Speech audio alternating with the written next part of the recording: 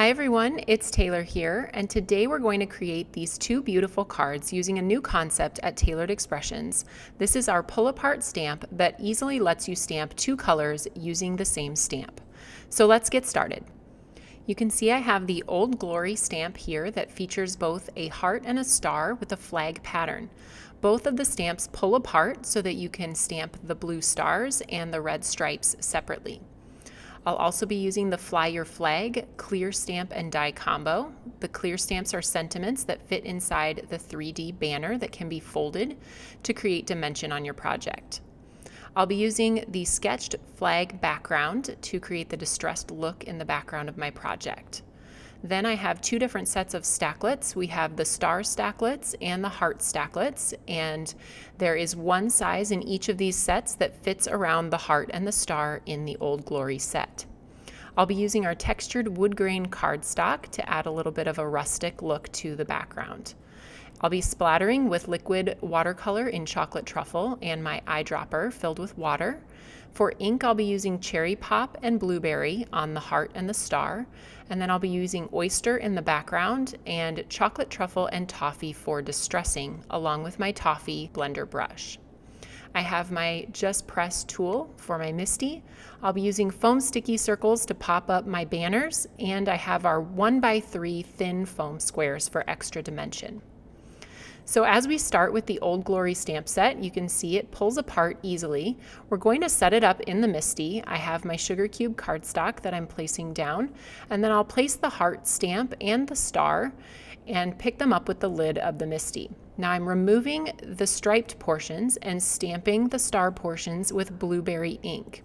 I'm going to leave those on the lid of the MISTI and match up the striped portions, keeping them in the same place, and then removing the star portions. So when I stamp those in cherry pop, you can see that they make the perfect shape of the heart and the star in two different colors. So now I'm using the heart and star Stacklets to cut out the shapes. I'll be using the second largest die in each of those sets, and we can just run that through the die cut machine and cut out those two shapes. Now I decided to go ahead and create a little something different on this card. I don't typically do a distressed look, but I'm taking my sugar cube cardstock and I'm stamping that sketched flag background using oyster ink. So oyster is a really light gray color, and that's going to be the start of our distressing. I'm going to do it twice so that I have a background panel for each of my two flag pieces. So then we'll move on to distressing these with a couple of different brown inks. I'll be using toffee first to come in around all the edges with my brown blender brush, and I'll do that on both panels. Once I have both panels done with the toffee, I can bring in my chocolate truffle ink, which is a little bit darker, and I'm going to concentrate this in the corners of the background to kind of give it a little bit of a two-dimensional look with the two different brown inks. And mixed with the gray of the stamp in the background, it gives it a really rustic, distressed look. I'm using excess ink that was already in my brush to get a little bit of distressing on the heart and the star, and then I'm going to use some chocolate truffle liquid watercolor mixed with 1 drop of water to splatter across that background panel. I'm using just a number 4 paintbrush and tapping that across my finger to add those splatters. Now you can see where I'm going by setting the heart and the star down, but we're going to finish our sentiments before we put everything together. So I'm going to use the Fly Your Flag set, which includes clear stamps that fit with that coordinating die that can be folded to create a 3D banner. So I have those down on my sugar cube cardstock, and I'm going to stamp them with chocolate truffle to match the color I've used everywhere else on my cards. Then I can take those sentiments and die cut them with the coordinating banner die. There are etched markings on here so that you can easily fold this to create a dimensional banner.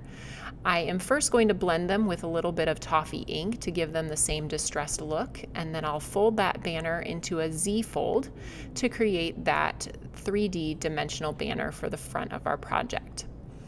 So I'm going to go ahead and pop up those hearts and stars that we created with some of our thin foam tape and place those down onto the flag background. I decided to try a couple different adhesives for the back of the banner. I actually didn't like the first one that I used as well. So on the second project, I ended up using our foam sticky circles, and they have a little bit more lift to them, and they really help that banner get that perfect dimensional look. So that's what I would recommend, is the foam sticky circles for adhering that banner.